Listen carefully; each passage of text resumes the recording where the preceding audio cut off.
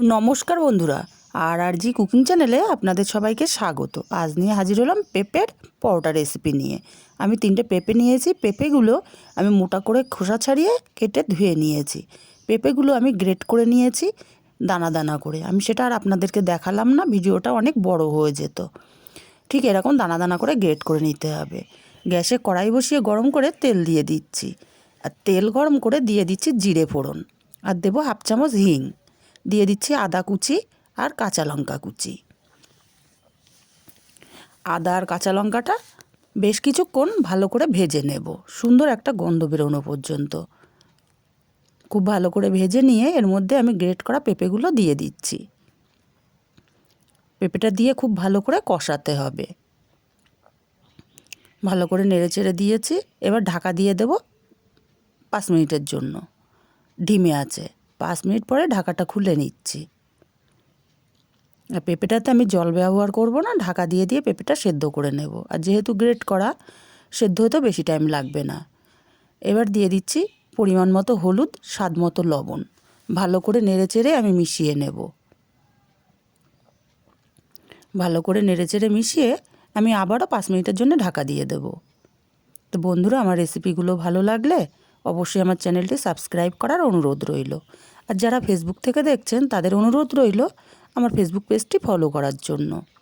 ভালো করে নেড়েচেড়ে মিশিয়ে আমি দিয়ে দিচ্ছি 1 চামচ চিলি ফ্লেক্স। চিলি ফ্লেক্সটা দেওয়ার কারণে কিন্তু পরোটার স্বাদটা দ্বিগুণ বেড়ে যায়। ভালো করে নেড়েচেড়ে আমি মিশিয়ে দিচ্ছি। আর আমার পেঁপেটা কিন্তু সুন্দর সেদ্ধ হয়ে গেছে। এবার দিয়ে দিচ্ছি হাফ চামচ ভাজা ধনের গুঁড়ো, হাফ চামচ ভাজা জিরের গুঁড়ো। ভালো করে মিশিয়ে দেব আর একটু টানিয়ে নিতে হবে। এই সময় আমি দিয়ে দিচ্ছি 1 চামচ চিনি। চিনিটা দিয়েও ভালো করে নেড়েচেড়ে মিশিয়ে নিচ্ছি। ভালো করে আমার নেড়েচেড়ে মিশিয়ে নেওয়া হয়ে গেছে। দেখুন পেঁপের কালারটা চেঞ্জ হয়ে গেছে। এখন এখানটা আমি দিয়ে দেবো ধনেপাতা কুচি। আর ধনেপাতাটা একটু বেশি পরিমাণে দিতে হবে। ধনেপাতাটা বেশি দেওয়ার কারণে পরোটার স্বাদটা কিন্তু খুবই ভালো আসে। খুব ভালো করে নেড়েচেড়ে মিশিয়ে আমি নামিয়ে পুরটা ঠান্ডা হতে দেব। খুব ভালো করে মিশিয়ে নেওয়া হয়ে গেছে, নামিয়ে নেব এবার। আর এখানে আমি নিয়ে নিয়েছি পরিমাণ মতো আটা। আমি আটা দিয়েই পরোটাটা করব। স্বাদ মতো লবণ দিলাম, 2 চামচ চিনি দিলাম, আর দেবো 1 টেবিল চামচ মতো সাদা তেল। খুব ভালো করে ময়ানটা মিশিয়ে নেব। বন্ধুরা, যারা পেঁপে খেতে চায় না তারাও কিন্তু পরোটা হলে একটা জায়গায় 5টা খাবে, এতটাই স্বাদ হয়। ভালো করে ময়ানটা মিশিয়ে অল্প অল্প জল দিয়ে আমি একটা সফট ডো তৈরি করে নেব। আমি একটা সুন্দর ডো তৈরি করে নিয়েছি। এবার 20 মিনিট এটা ঢাকা দিয়ে রাখবো। 20 মিনিট পরে আমি ঢাকাটা খুলে নিচ্ছি। আবারও মাখিয়ে নিচ্ছি। মাখিয়ে আমি এর থেকে লেচি কেটে নেব। আর লেচিগুলো একটু বড় সাইজেরই কাটতে হবে, কারণ পুরটা অনেকটাই বেশি করে দিতে হবে। পুর যত বেশি দেওয়া হবে পরোটার স্বাদ কিন্তু ততটাই ভালো হবে। আমি এইভাবে প্রত্যেকটা লেচি কেটে নিয়েছি দেখুন। এবার একটু একটু করে আটা ছড়িয়ে দিয়ে আমি বাটির মতো গোল করে নেব। বাটির মতো শেপ দিয়ে নিয়েছি। 4 সাইড পাতলা করে, মাঝখানটা মোটা রাখতে হবে। এবার আমি একটু আটা গুঁড়ো ছড়িয়ে দিয়ে ভালো করে মিশিয়ে দিচ্ছি।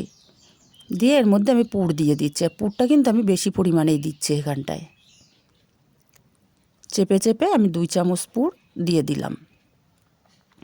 আমি পুরের ওপর দিয়ে আবারও কিছুটা আটা ছড়িয়ে দেব। দিয়ে তারপরে আমি মুখটা সিল করব। আর মুখটা ভালো করেই সিল করতে হবে।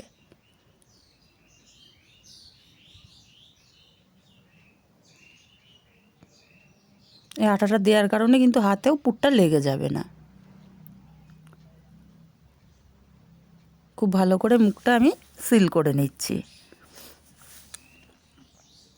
এবার হাত দিয়ে চেপে চেপে পুরটা সেট করে নিতে হবে।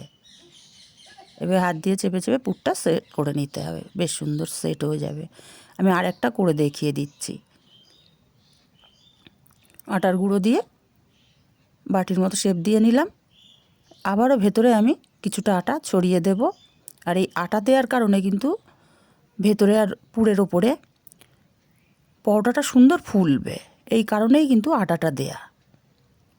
আমি এই পুরের ওপরেও আবার আটা ছড়িয়ে দেব। দিয়ে মুখটা আমি সিল করে নেব।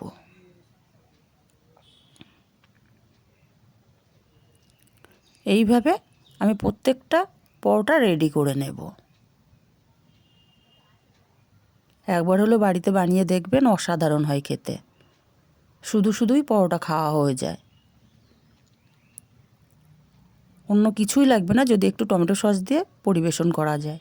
আমি দেখুন এইভাবে সেট করে নিলাম, নিয়ে এবার হাত দিয়ে চেপে দেব। চেপে দিলে পুরটা পুরো সেট হয়ে যাবে। একইভাবে সব আমি রেডি করে নিয়েছি। এবার চাকি বেলুন নিয়ে নিয়েছি, চাকির ওপরে আটা ছড়িয়ে দিলাম। এবার এক একটা করে লেচি নেব আর চাপ দিয়ে ভালো করে বড় করে নেব। আর পুরটাও আমার তাহলে ভেতরে সেট হয়ে যাবে, যতটা হাত দিয়ে চেপে বড় করে নেওয়া যায়। উল্টে পাল্টে এইভাবে চেপে পুরটা সেট করে নিতে হবে। তারপরে হালকা হাতে বেলে নিতে হবে। আর এই পরোটাগুলো কিন্তু খুব পাতলা করা যাবে না, একটু মোটা করেই বেলতে হবে।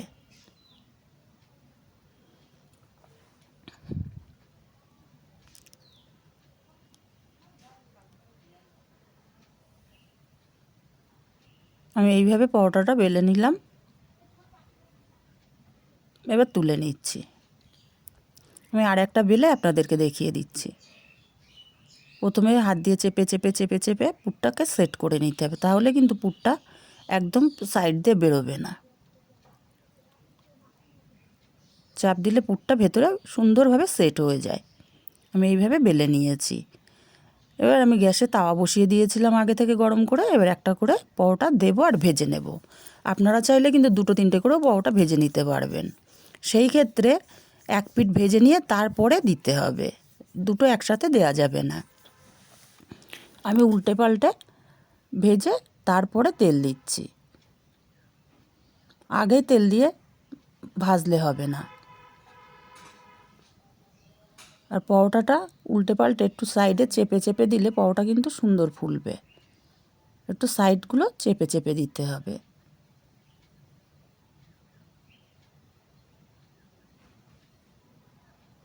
দেখুন আমার পরোটা কি সুন্দর ফুলছে। 2 পিঠ করেই কিন্তু ফুলে যাবে এইভাবে চাপ দিলে সাইডগুলোতে। আমার একটা ভাজা হয়ে গেছে, আমি পরোটাটা তুলে নিয়ে আর একটা ভেজে দেখিয়ে দিচ্ছি। আমি 2 পিঠ ভেজে নিয়েছি, নিয়ে আমি তেল ব্রাশ করে দিচ্ছি।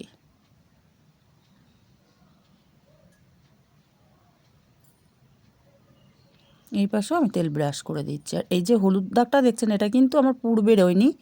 আমি যে পুরটা যখন ভরেছিলাম তখন যে হাতের তেল মশলাটাই লেগে হলুদ হয়ে গেছিলো। এটাও আমার ভাজা হয়ে গেছে, তুলে নিচ্ছি। আর একইভাবে আমি সব পরোটাগুলো ভেজে রেডি করে নিয়েছি।